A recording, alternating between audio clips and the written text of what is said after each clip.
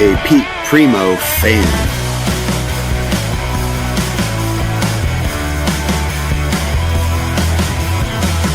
Thank you for having me. Your fans are like...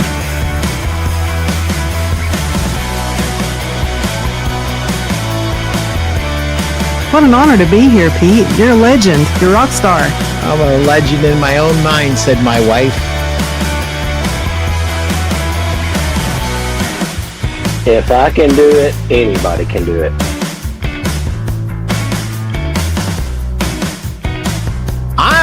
I'm Mr. Selling from the Heart. What's this guy, Larry Levine, going to teach me about selling from the heart? You are one of the most generous and authentic people around. And I think that's why you and your show are so attractive to people.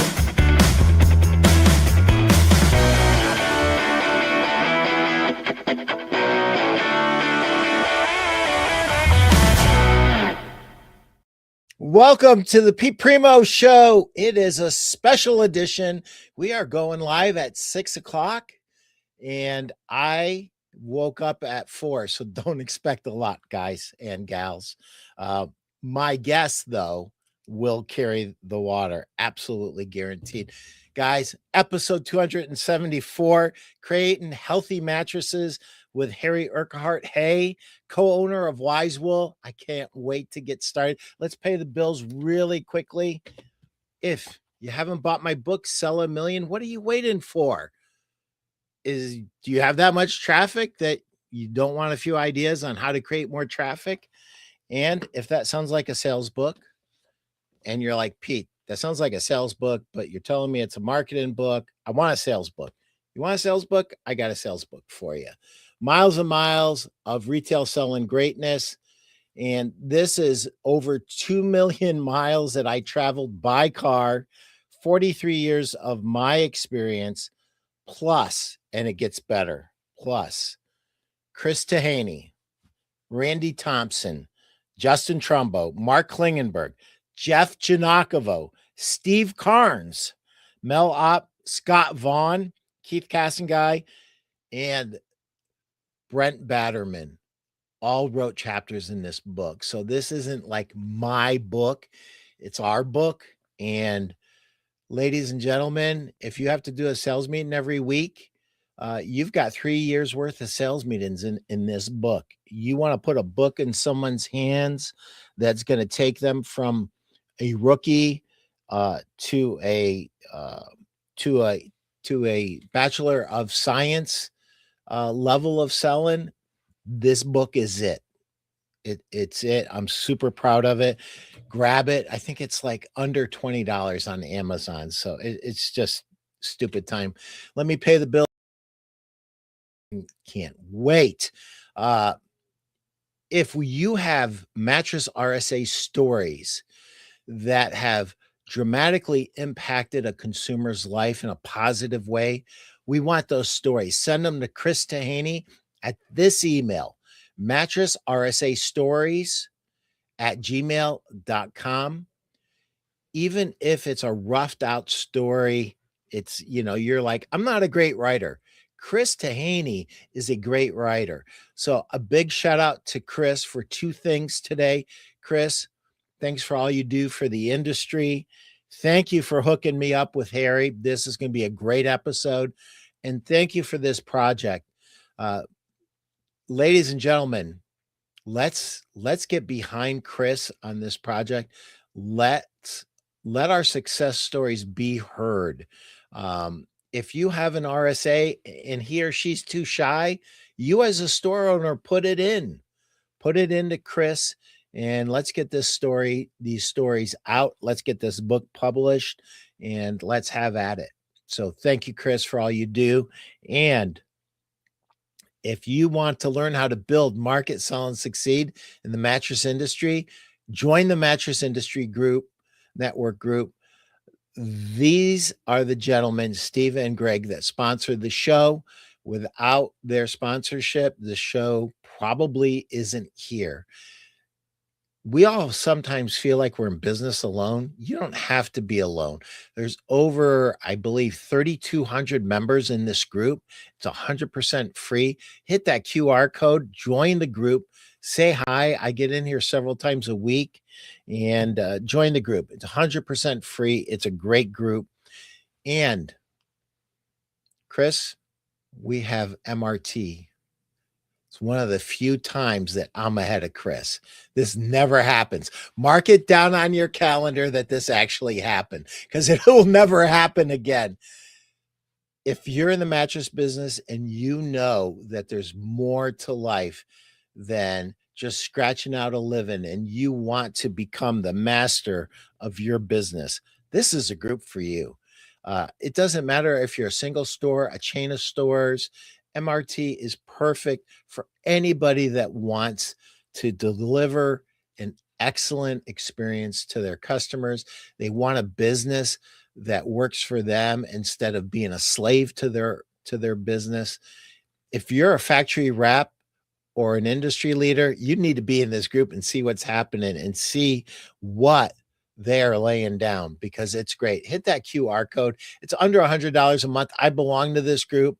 I learn things every week. And I have no words for what I believe this should cost. It should cost like $4.99 a month, and it's under $100. So join mattressretailertoolkit.com and tell them Pete sent you. So Harry, welcome to the show. I am so excited for you to be here. And I'm a little bit jealous because I'm in Cleveland, Ohio, and you're in Bali. Pete, so good to be here, man. And as you said, a huge shout out to Chris for connecting us both. It's an honor to be here. Yeah. So anybody that's ever been on my show knows one thing. We do not. Thank you, Becky. MRT is amazing. We learn so much always, says Becky. Jacksonville Bedden, this is Tara, or this is RJ? Looking forward to this very special episode. Thank you. Thank you very much. So you just got a taste of what we told you about in the green room. Squirrel, squirrel. There you go, Harry. So, Harry, I got to tell you something. I started reading, on your website, your family's been in the wool business for over 130 years. It's like you have wool coursing through your veins, dude.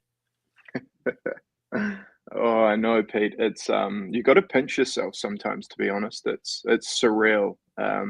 We actually just turned 132 years old this month. So yeah, super proud and super blessed and fortunate to be carrying the family business forward. Angus, my cousin, and I are both fifth generation, and it's a wonderful legacy to carry on. So I can tell you a bit more if you want. It's quite an interesting story. My great grandfather, he was in the UK, and this is in the 1880s, and he moved over from the United Kingdom to New Zealand, and he didn't have any money. He was a labourer, and he arrived in Gisborne, which, if you look at a map of New Zealand, there's the North and the South Island. So Gisborne's on the east coast of the North Island, and he settled in the Gisborne region and was a labourer, as I mentioned, and after some time, he realized there were all these enormous sheep farms and no one was doing anything with the sheep wool. So what he started to do was he collected the wool from the local farmers and he washed it in the Tereheru River just by hand with his team, and they would then put the wool out on jute mats on the grass. And once the wool was dry, he would put it in bales, which would then float down the river on barges and join a larger sailing vessel. Yeah, crazy, isn't it? So this is 132 years ago. So he kicked that off in 1894, And the wool at that point would then sail over to, it would take about 4 months, and it would sail over to the UK. And at that point, it would be sold for curtains and army uniforms. And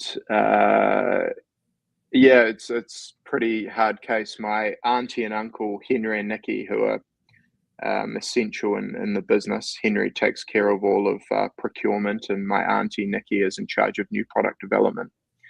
The two of them still live in W.H. Smith's house, all these years later. It's had a bit of a birthday since then, of course.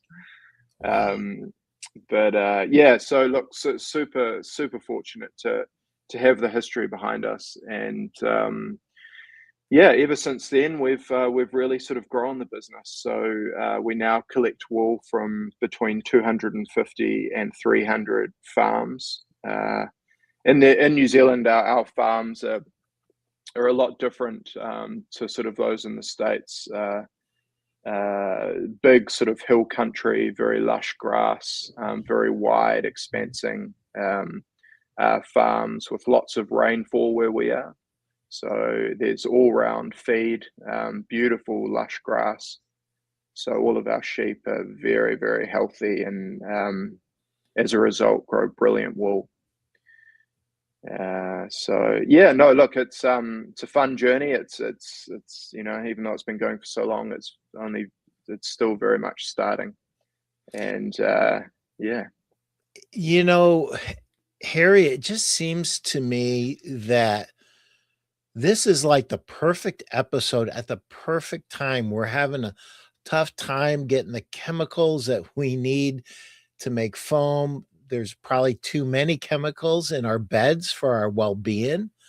Wool is a natural product. It's a sustainable product, and it's a product that used to be used more. It's been steadily increasing. A few years ago, and when I say a few years, it could have been 5 years ago, could have been 10 years ago, I noticed that we started to see wool as a fire barrier. Can you talk about that just for a minute? Yeah, really good point. So wool is naturally fire resistant. So typically, and we talk in degrees Celsius, but it won't ignite up until about sort of 620 odd degrees Celsius. So inherently, it's a brilliant fire barrier or fire retardant. A lot of our customers use it, particularly with latex mattresses. So you're selling a beautiful latex mattress with a latex core. And wool and as a side point, wool and latex is just the most beautiful marriage.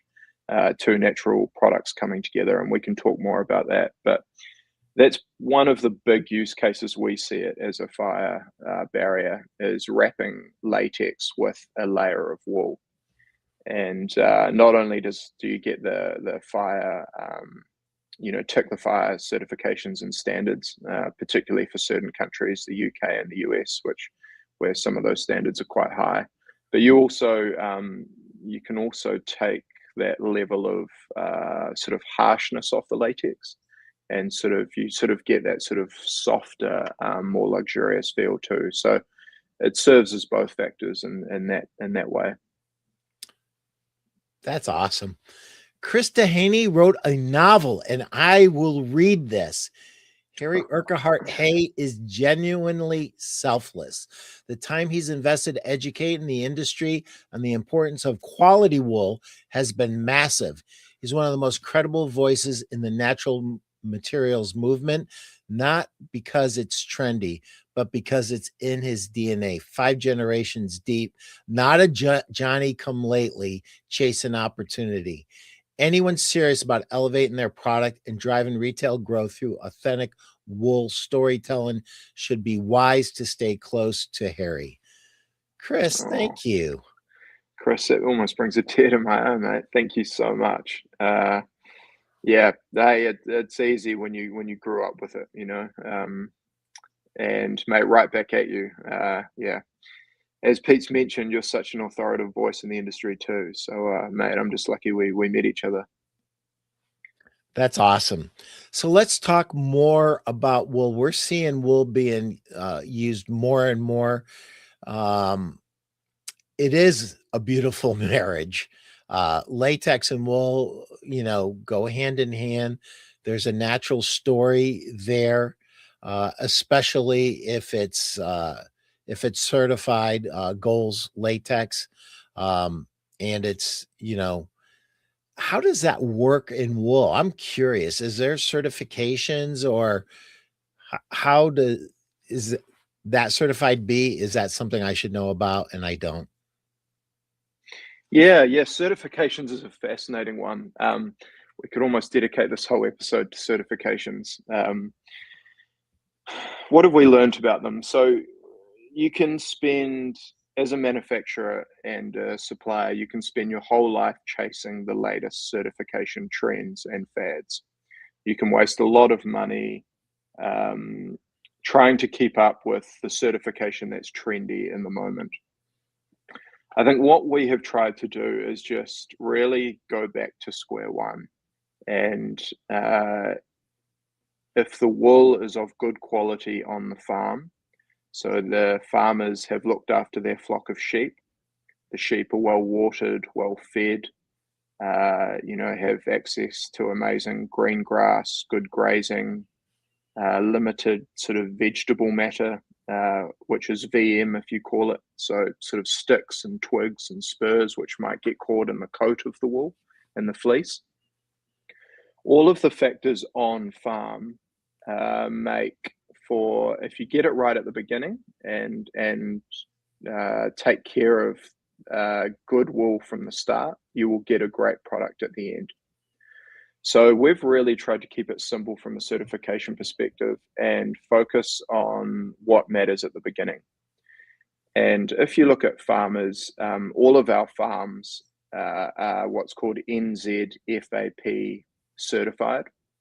So that certification ensures that all of our sheep are looked after, and they're independently tested by a third party for really good animal husbandry and welfare practices.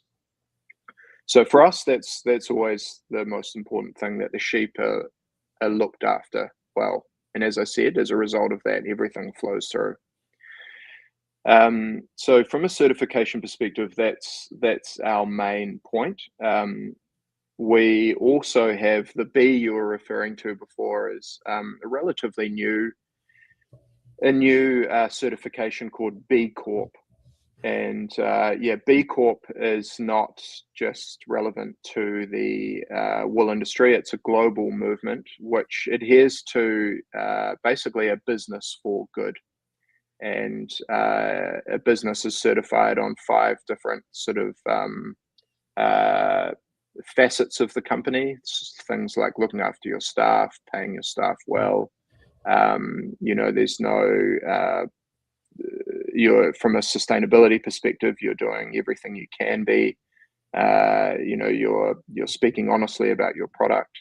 So the B Corp certification we thought was just a really good sort of holistic certification for our business. And you'll see a lot of young up and coming businesses following the B Corp movement because it really resonates with the younger generation who follow businesses who are a force or a change for good. So that's the second certification we have. You just mentioned something. Sorry, I'm cutting you off a little bit. You just mentioned something really important that resonates with the younger generation. And it's super important that we change with the times and that we attract younger customers into the market. And Simon Sinek kind of, started this whole thing. Start with why, and people buy your why. Like they buy the fact that you care about the environment. They care. They buy the fact that you care about everything, how these sheep are treated, how everything affects the entire world ecosystem. And I think that's really, really important. So I'm sorry, I'll let you keep going on what you were talking about. Sorry to cut you off, but I No, thought it not was at all. important. Yeah, no, absolutely. Yes, the why, you're bang on. I love Simon Sinek, by the way. Yeah, I've learned a lot from him over the years. I think the why is important, and my uncle Henry always refers to our mission, and we'll talk which is paying farmers more. Um, so ultimately, our big why is to pay farmers a premium for their wool because we believe it's undervalued. And if farmers are paid more for their wool, it will help bring about the renaissance of strong wool globally. So there's my uncle Henry, absolute legend. He's the one who got us around the kitchen table during COVID-19 and said, "Hey guys, the family business is on the rocks. You know, like many, we can't throw 120 years down the drain. What are we going to do?" And so he's the one responsible for answering our why, which is, hey, our why is we need to pay New Zealand farmers more so that wool will start to have a renaissance, and all of the wonderful attributes and benefits of wool will be rewarded and educated, and people will understand them again. So as a result, we pay our farmers 50 cents more per kilogram of wool than anyone else on the market. And we are, as far as I know, the only New Zealand wool company that's actually been growing for the last 2 years by our market share, because farmers are realizing that we are paying them a premium. And not only that, but the wool that we're purchasing from them and paying a premium, it's had such great flow-on effects, Pete. So our farmers are now coming to us asking to meet the Wisewool standard. What should we be looking at with growth of our wool? And it's things like color and vegetable matter and length and micron. And so we're now starting to work with our farmers and teaching them what makes better wool for the mattress industry. And that's all come about because we're paying them a premium and they're starting to care a lot more about their fiber. And that really it's incredible. It's been lifting wool out of the doldrums, and we're definitely not the only ones. It's a global return to wool. We're just one of the voices in the movement, but it really does work.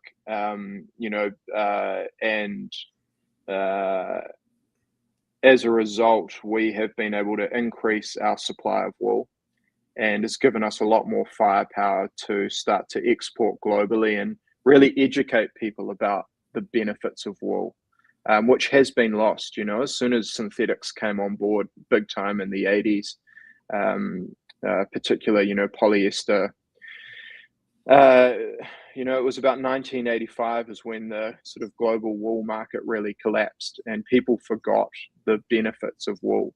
The fact that, as you mentioned, it's fire resistant, that it's antimicrobial, that it has a wonderful thermoregulation, so it keeps you hot when you're cold and cold when you're hot. It breathes really well. Okay, Harry, you got to stop. You got to stop because you just said something so fast and it's so important. Harry said thermal regulation both ways. If you're hot, it'll help cool you down. If you're cold, it'll help warm you up. I hope everybody is stopping and making a note because that's super important. I don't know of another material that does that's in mattresses off the top of my head. Pete, yeah, bang on, man. I'm so pleased you pulled me up on that because I am based here in Bali. I travel all around Asia selling our wonderful Wisewool to bedding manufacturers as an ingredient brand. And no one here, and it's not just limited to Asia, knows that wool keeps you cold when you're hot.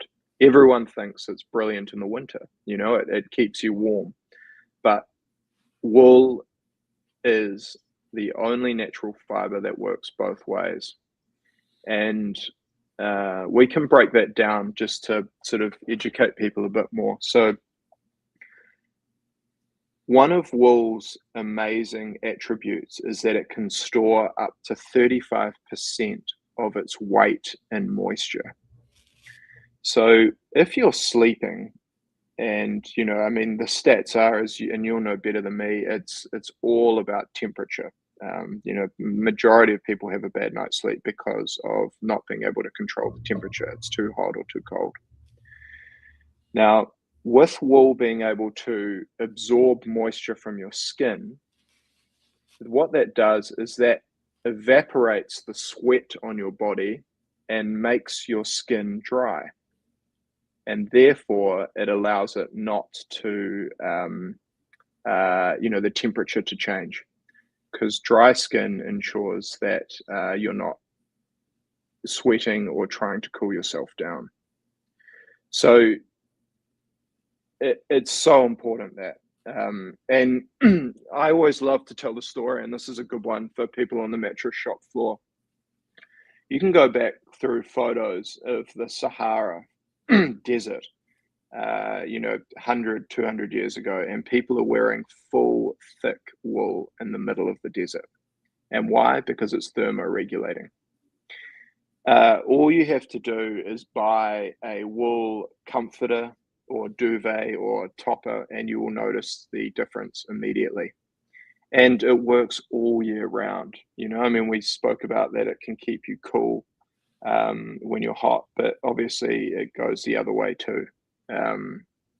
So yeah, it is. It's one of the most undervalued attributes of wool, and that is probably, if I walk into a room, it's the top point on my list of sort of selling tools to get across.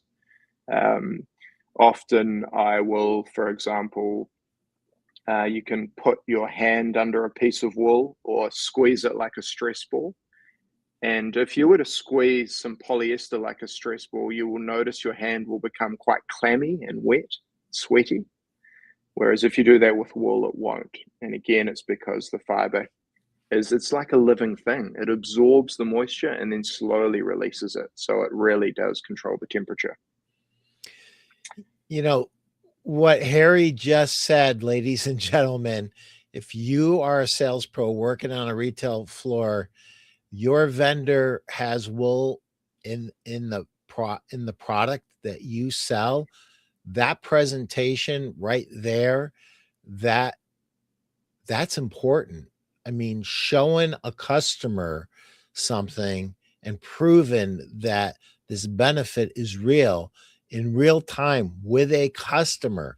Let's just say you've got that impossible customer. You're not going to close them no matter what you do.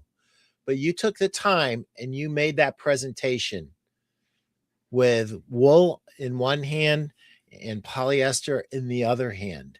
You made that presentation. I can guarantee you one thing. If you didn't close that sale, you're the topic of conversation at the dinner table that night. And I got that expression from Mark Quinn. If you can't close a sale, you want to be the retailer who is a topic of conversation at dinner that night. So, Harry, that's brilliant. Thank you. Yeah, no, at the end of the day, it's a material you can touch and feel. And if you can get that wool, a sample of wool, an offcut into your buyer's hands, it changes the conversation dramatically. It's tactile. You can feel it, touch it. Your senses sort of start to pick up. So I would really encourage that. If you're selling wool products on the shop floor and you don't have wool, I mean, so many people don't even know what wool is, and the fact that it is a natural fiber that grows on the back of a sheep, that is 100% sustainable, renewable, you just say those words and put the fiber in their hands and they will just feel the benefits for themselves. So it's an important point that that one. Yeah. And you said an antimicrobial so fast.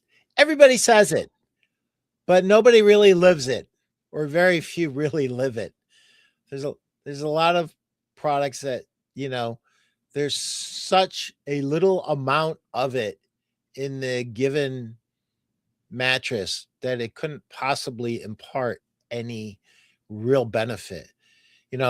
Typically there's two ways of incorporating wool into mattresses, right? There's long bats and then there's fill, right?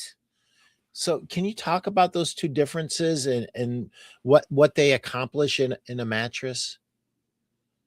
Brilliant. Yep. So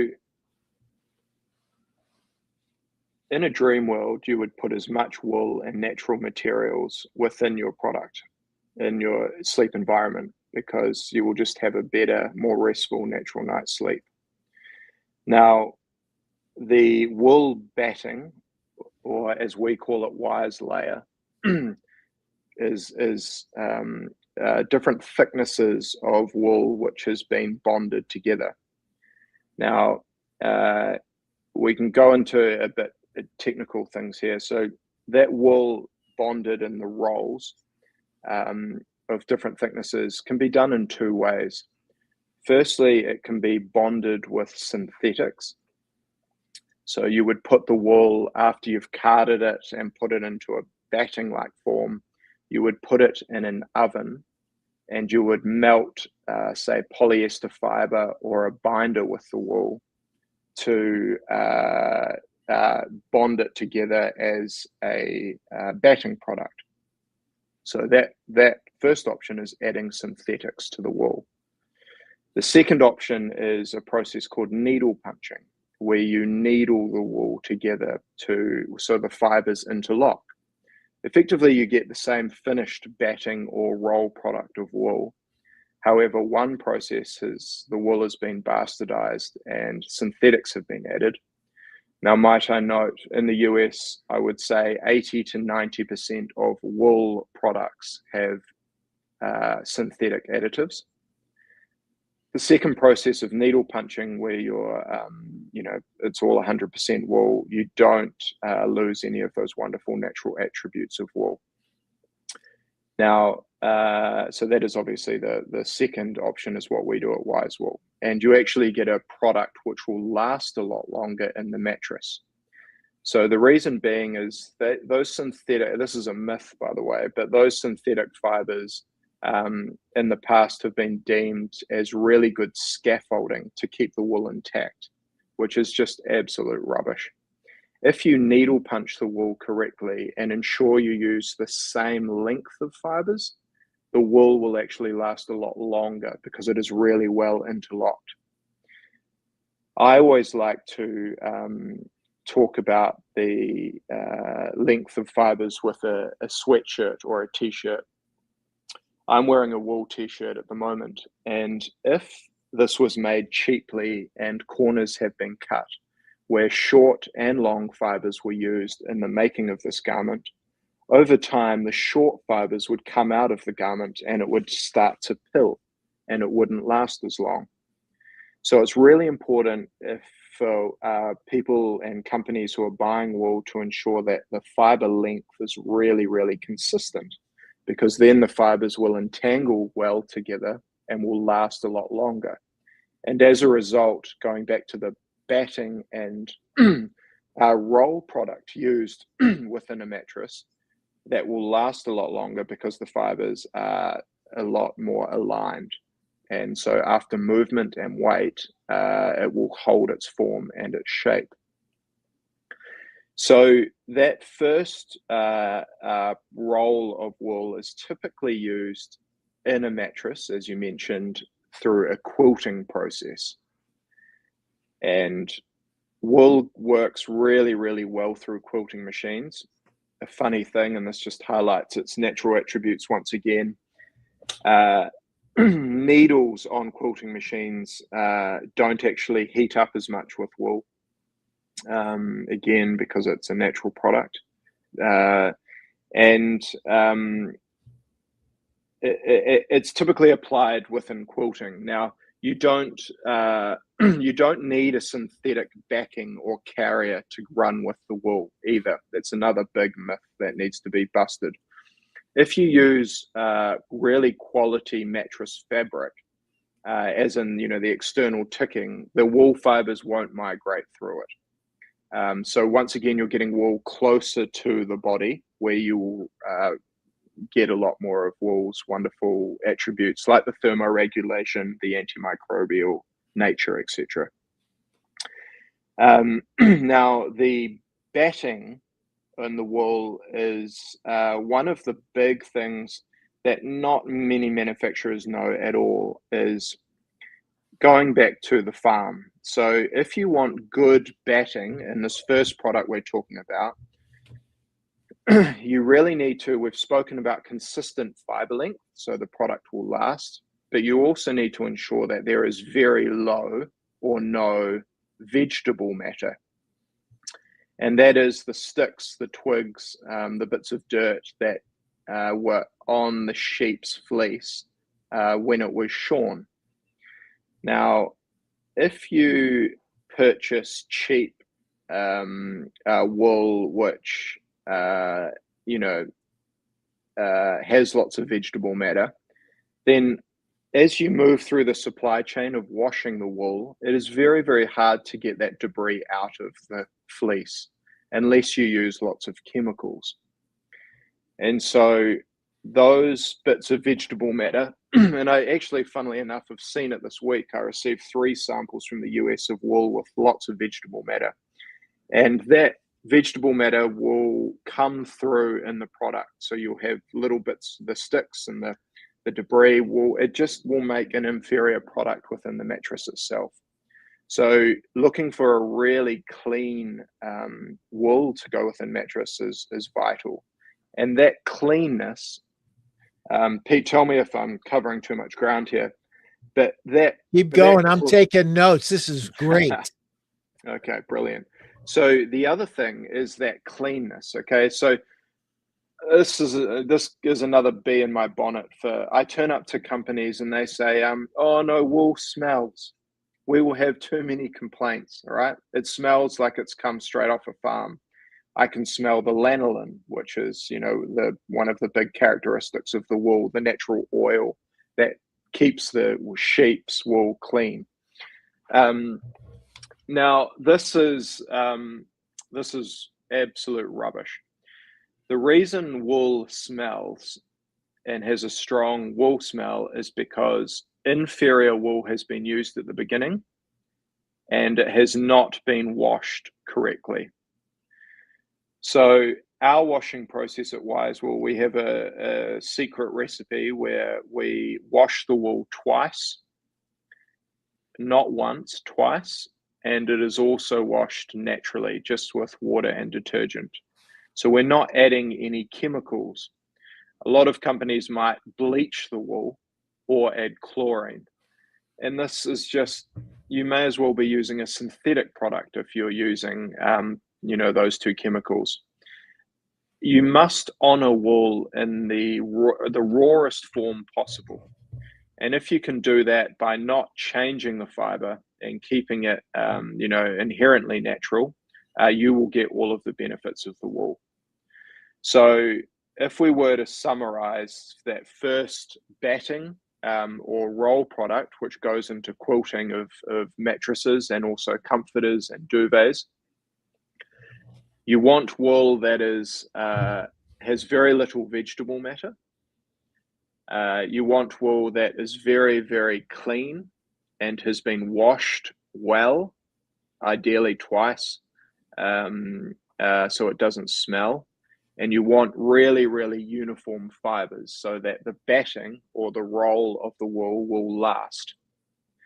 The last thing I will add to that is, and this is unknown in the industry, but we're just really lucky we've had a family who have been doing this for so long, the micron of the wool. So micron is the thickness of the fiber, and sheep globally can grow fiber that is sort of 16 micron, which is really, really thin, all the way up to 40 micron. Now, in sleep products, the higher the micron, so the thicker the fiber, the better it is under weight, i.e. it has better compressional resilience. So a body lying on a thicker fiber will ensure that the fiber pops back up and lasts a lot longer. And you do not need the synthetic scaffolding we talked about before. Now, all of our wool we procure is between 36 and 40 micron. Why? Because we have spent a lot of money with Satra, an independent testing facility in the UK, where we had an 80 kilogram weight and did 80,000 repetitions of that weight going down onto our wool batting. And as a result, we've got wonderful data that shows the thicker, bulkier micron wool, which we use, lasts a lot longer. So as a mattress manufacturer, again, I would really recommend trying to just go a bit deeper and not saying, is this wool? But understanding, those four things: the vegetable matter, the length of the fiber, the micron of the fiber, and also how it's been washed and the smell. And those things will just make a world of difference within your mattress. It will last longer. Your customer will be happy. Yeah. Jeff Janakovo. Jeff is rarefied air. He is special. He is the ultimate mattress geek, loves this business, and has a very successful store. And Jeff says, thank you for the great show you are having here with Harry. Gardner's Mattress and More loves natural products. And today we served a customer at a 5-star level. They will soon be enjoying their posh and lavish haute couture sleep system filled with natural materials, including wool. Very good. Thank you for sharing that, Jeff. That's awesome. What? Oh, here we go. Chris again. Chris, thank you for having Harry. I am having the time of my life over here. This is like a treat. I feel like a little kid at school. Like I am learning all this stuff that I should already know, but I don't. RSA will say, yes, this mattress has wool in it. RSAB will say, after 10 years, not only will you feel the benefits of the wool we use, but the sheep it came from may possibly be still alive even then. If I'm a customer, I'm better buying from RSA too. Yeah, there's levels, right? There's levels. And the best RSAs, they tell stories, right? And what Harry is doing is he's giving us ammunition and how to tell the story and some unique presentations that a better RSA is gonna make. What I keep writing down is not all wool is the same. So, Harry, in your expert opinion, I have a question. If a product comes on a retailer's floor and it has wool in it, and they're complaining that it smells like a farm, that's probably lower grade wool, right? Bang on, Pete. Yep. Yes, at some point in the supply chain, someone has cut corners. Yeah. After about 10 days, the wool smell should naturally disperse. So, throughout that process, after it's been scoured, which is the washing process, if that smell is noticeable, definitely by the time it's on the shop floor, even most of the time it's at the factory, it's just not good enough, and it's actually doing wool a real disservice. You mentioned not all wool is the same, and I couldn't not come on your show and talk about organic wool. what is the obsession with organic wool in the US? It is mind-boggling. I spent a month. I didn't do as many kilometers or miles as you, mate, but I covered a bit of ground across the east and the west coast, seeing a lot of manufacturers of sleep products, comforters, duvets, toppers, but also manufacturing mattresses. And those that used wool, I couldn't believe how common and popular organic wool is. Now, what is organic wool? So organic wool effectively addresses the farming system. So it says that on the farm, no synthetic sort of pesticides or fertilizers were used on the sheep. So in theory, that is really, really good. However, if we look at New Zealand, right, which is, third, fourth largest producer of wool by volume per year, so about 80 million kilograms a year. Organic certified wool can only be grown in the South Island of New Zealand, and it would make up probably about 4 to 7% of New Zealand's total wool clip. Now, in order to grow organic wool, you need really, really, really specific,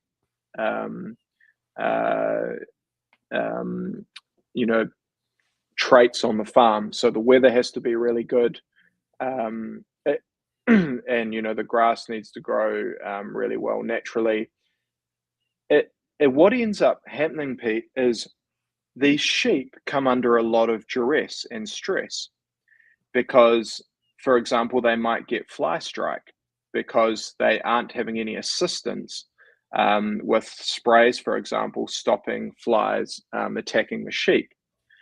Now, when sheep come under stress and pressure, particularly with this organic standard, what happens, for example, when you're stressed? I love to use this story. You can see I'm bald. I've had far too much stress. So, but if I did have some hair, when I was, or let's use you as an example, Pete. This podcast of yours, which is sensational, incredibly stressful. You grow, it's not, but let's say it is. You grow grey hair, yes. And the first thing your body chooses to do during a stressful environment is stop putting energy towards growing hair because it is not a necessity in your everyday life. It needs to protect your energy and keep your organs functioning. So you grow weak hair. Now that is exactly the same with sheep. If a sheep doesn't have really good nutritious grass, because the grass hasn't been fertilized. So, it's just clutching, trying to eat not lush pasteurized grass. They're getting attacked by lots of flies. The wool grown will be of really poor quality and will have what's called a fiber break. So you can actually see this, and I've done a LinkedIn post on this.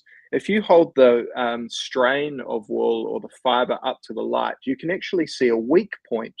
And that is the exact point the sheep was growing the wool at that time under duress or stress. And so you get an inferior product. Not only that, but most organic wool is full of vegetable matter because there's such few, there's so little amount of organic wool grown globally. So companies are clutching at straws trying to get their hands on organic wool. And so the bar is lowered. Yes, the standard is lowered. So what happens?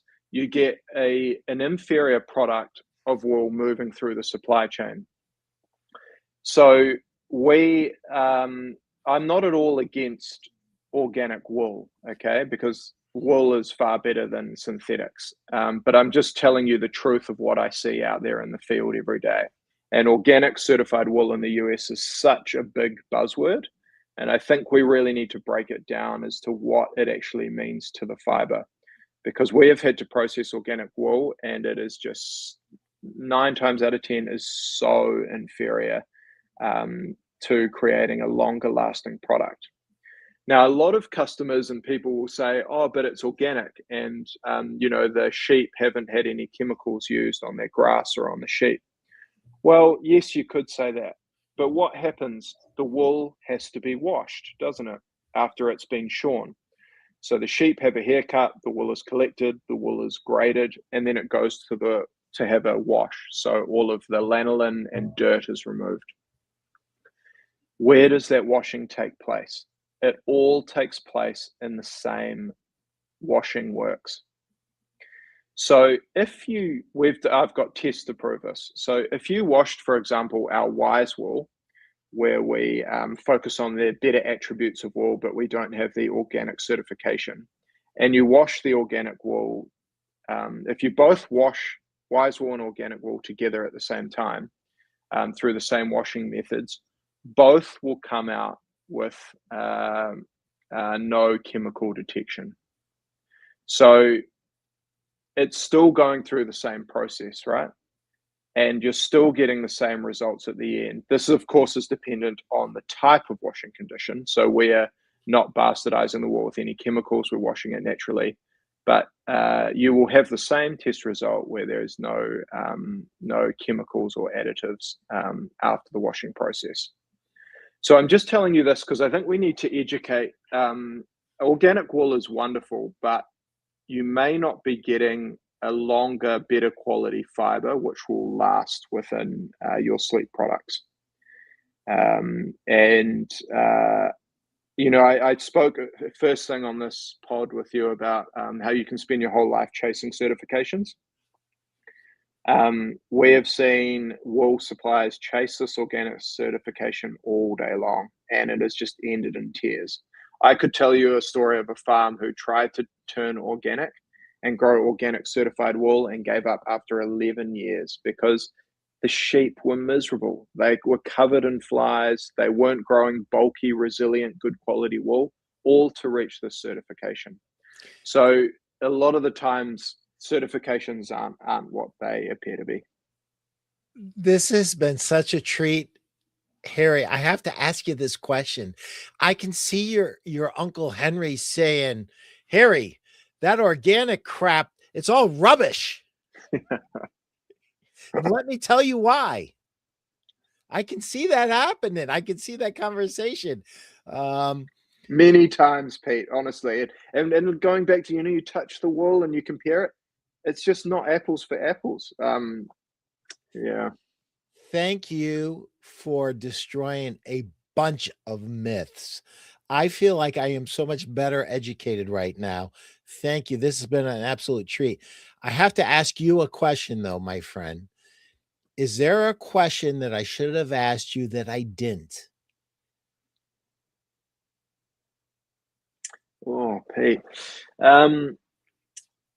No, I don't think so. I think we could maybe talk about the future a bit and where this is going. Let's do it. I think with AI and the world speeding up so much, what we're seeing is a real return back to natural materials globally. And this isn't just happening in the States. This is happening, I'm based here in Asia. I'm seeing this a lot. People want to return back to tried and tested ways. And I think, wool really has been a forgotten fiber. And the renaissance of wool is very, very much happening. So, I think if you're a mattress manufacturer, it's really, really important to ask those extra questions about the wool. The reason wool has fallen by the wayside for the last 30 years is because there's been too many middlemen in the supply chain. Too many people clipping the ticket, cutting corners, and selling an inferior product. So if you can really ask your supplier, of wool, the questions of, Why is there so much vegetable matter here? Why does it smell like this? Just those questions will make such a difference in the quality of the product you're getting. I think the future for wool is traceability.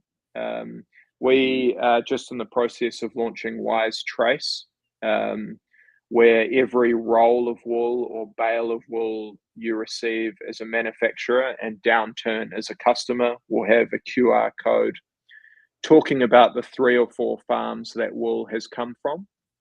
And there's even on the page the QR code goes to, there's a an interactive map which will show the exact farms. So I think that's sort of the future of where the industry is going. A lot more transparency, fewer middlemen, and in doing so, we really think that'll help put wool back on the map. Is there any benefits to wool that we didn't cover that a sales pro working a retail floor should know? I think biodegradability is a big one. At the end of life, wool, if you were to rip the wool component out of a mattress and put it into the ground, so put it under some dirt, the wool will start to break down in 90 days. And not only that, but it'll give a lot of nitrogen back to the soil and will actually help stimulate plant growth. So just using that line alone educates. You could throw it in your garden. I'm a gardener, so I could throw it in my garden, and in 90 days I got more nitrogen, right? Oh, Pete, all of our offcuts, mate, go to a wonderful company in New Zealand who specializes in wool for the garden. And that's another show in itself. But the benefits plants and get from wool breaking down is wonderful. So that's a big one. That's a good example of biodegradability. Odor is another really big one. So wool inherently does not smell because it traps lots of odors and slowly releases them with time. This wool, 100% wool shirt, for example, a few years ago, I wore one of these to a trade show and only bought one of them. And I wore it for 3 or 4 days, and it doesn't smell, And there's a reason why people climb Everest with wool on. It traps the odors and slowly releases them over time. So within your mattress, particularly when it's used as a top layer in the mattress ticking, that's a massive benefit because it also means you don't need to wash your duvets or comforters, etc. So often. There's probably a couple of extra attributes to leave you on. That's fantastic. Harry, we are not going to do a one and done. We're going to have you back on. This was so good. I know there's more that we need to talk about, but we're at the end of our time, sadly. Somebody who's watching this, and for some reason they're sleeping under a rock and they don't know who you are, but they want to get in touch with you. How do they do that, Harry? Thanks, Pete. Probably LinkedIn is best. Just send me a private message on LinkedIn. Otherwise, my email is harry@wisewool.co.nz. That's .co.nz. NZ is New Zealand. That's probably the best. Love answering any questions about wool, or if I can help in any way. So it's Wisewool. Yep, that's it. That's the one. There's a LinkedIn page there. Happy to answer any questions at any time. And look, we love the US market.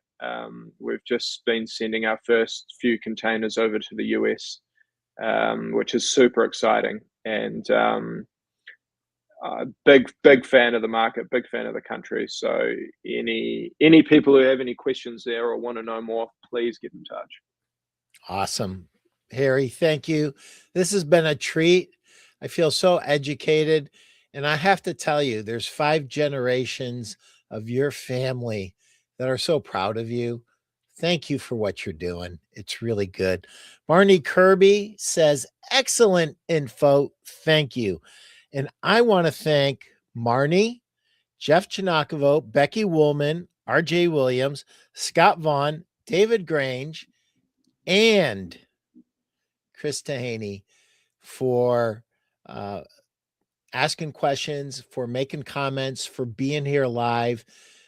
This has been an absolute treat. Thank you so much, Harry. Have a great day. And everybody that was here, go out and sell 1 million. Thanks.